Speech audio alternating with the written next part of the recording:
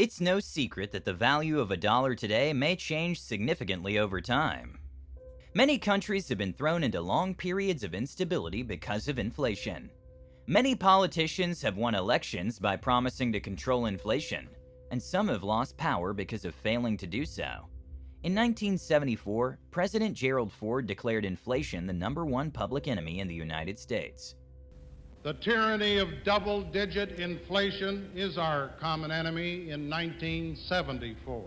The inflation is the cruelest kind of taxation without representation. So what exactly is inflation? How is it measured? And how does it work? Stick around, because in this video we'll be explaining all this and more about this phenomenon. Inflation is the increase in the cost of goods and services in the economy over a long period of time. However, recognizing real inflation from just a price pump might get tricky, because the two are not the same. Inflation does not occur overnight, or when the price of a single good or service rises. Let's say you go to the shop and purchase a dozen eggs for $2. The next week, the same item is now $4. Because prices in the financial system change constantly, this alone does not cause inflation. From an economic perspective, inflation applies to the broader image. So while prices on some things may rise, for example college fees, this isn't the same as what economists call inflation, even if your wallet may feel the pinch. Jordan Van Ryn, a university professor who teaches agricultural and applied economics, states that we may see prices rise on particular things like milk or gas. Still, it's not necessarily inflation unless you can see prices rising kind of across the board, across various products and services.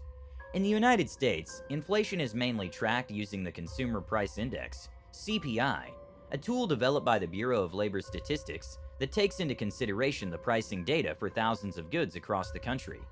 About this, the BBC explains that if the CPI is 3%, it signifies that the average price of the products and services we buy is 3% more than a year ago. In other words, if we wanted to buy the same products we did a year ago, we'd have to spend 3% more. On the other hand, there's a phenomenon called deflation, which occurs when prices decrease, as more goods are available than the amount of money to purchase them. But not so fast. While failing prices may sound like a dream in budget land, deflation has been often known to increase the likelihood of a recession or a depression, so it's also watched closely and stopped in its tracks. The reason behind inflation can be divided into 3 reasons, each of which will shed light on certain types. The first is when governments increase the amount of money they print. This is something that governments often do in order to stimulate the economy and create more jobs. More amount of money can be put into circulation by printing more physical money or increasing government debt. The printing of extra money caused inflation during the Civil War era, when the Confederacy printed $20 million worth of treasury notes. When the war began in 1861, one gold dollar was worth one Confederate dollar. In only 4 months, the inflation rate rose to 5%, which became a whopping 140% by 1863. To give you a better understanding of how high that was, inflation rates today are normally 2% to 3% per year. What happened at that time, though, is a case of hyperinflation, or inflation that is increasing at an incredibly rapid rate, albeit it isn't nearly as severe as what we'll tell you later. Hang tight. Cost-push inflation is another type of inflation. This occurs when the cost of running a business increases, forcing customers to pay more to help the business stay afloat. The reasons for rising business maintenance costs are various. For instance, the cost of materials a business needs might increase. Employees might be asking for higher wages, or land rents might get higher.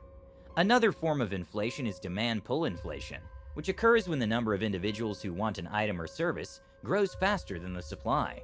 This can happen when people become richer and thus have more disposable income. When the government lowers taxes, consumers may have more money to spend on goods and services, resulting in this sort of inflation. So who are the major players in preventing inflation from being too inflated? Well, they can be found at the Federal Reserve, the United States Central Bank, whose main purpose is controlling inflation and preventing a recession. Here are the various ways the U.S. Federal Reserve helps control inflation. The first one is the contractionary monetary policy. Contractionary policy is a monetary metric that refers to either a reduction in government spending, especially deficit spending, or a drop in a central bank's rate of monetary expansion. In the United States, the contractionary monetary policy of the Federal Reserve consists of 3 key tools: 1. Increasing interest rates. 2. Selling government securities. 3. Increasing the reserve requirement for banks. That is the amount of cash they need to keep handy. The reserve also controls inflation by limiting the amount of credit that is allowed into the market through liquidity, or the amount of money available for spending or investment.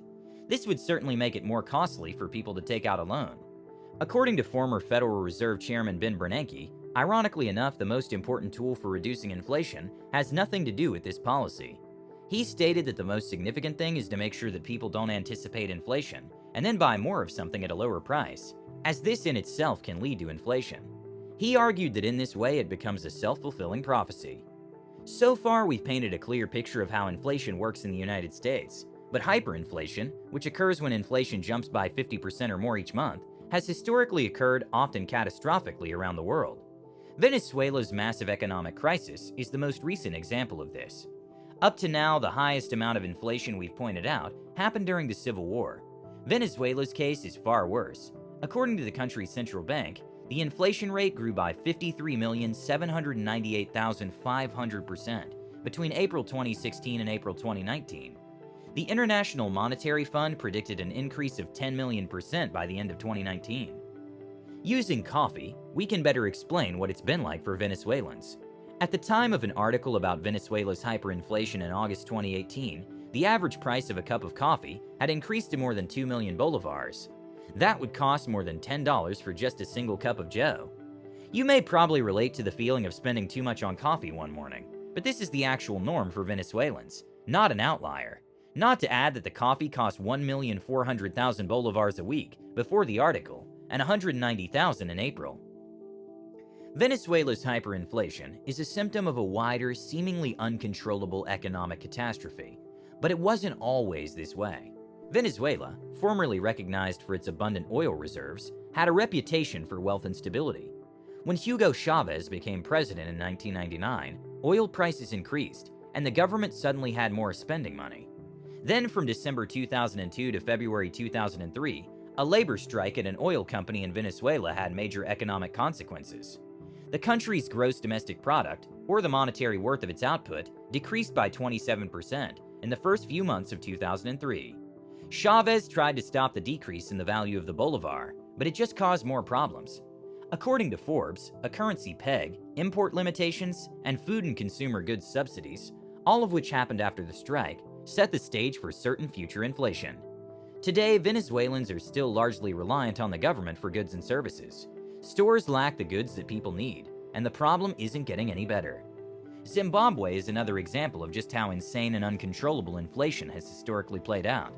Zimbabwe's instability dates back to the late 1990s, when land reforms were introduced, some of which resulted in land being redistributed from white to black farmers.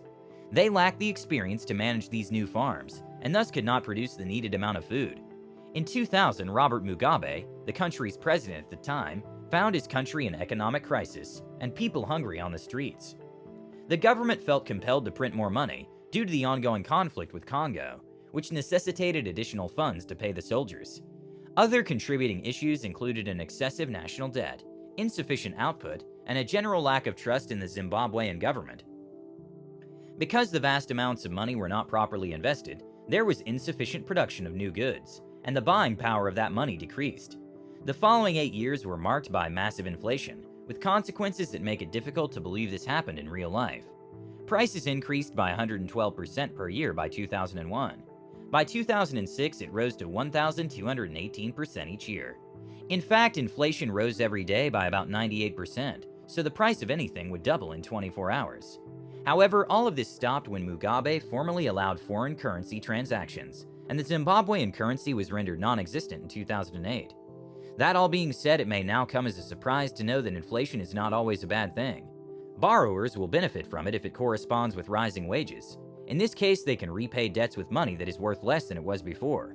Also, in inflationary environments, lenders may benefit at the expense of borrowers when salary increases do not keep pace with inflation.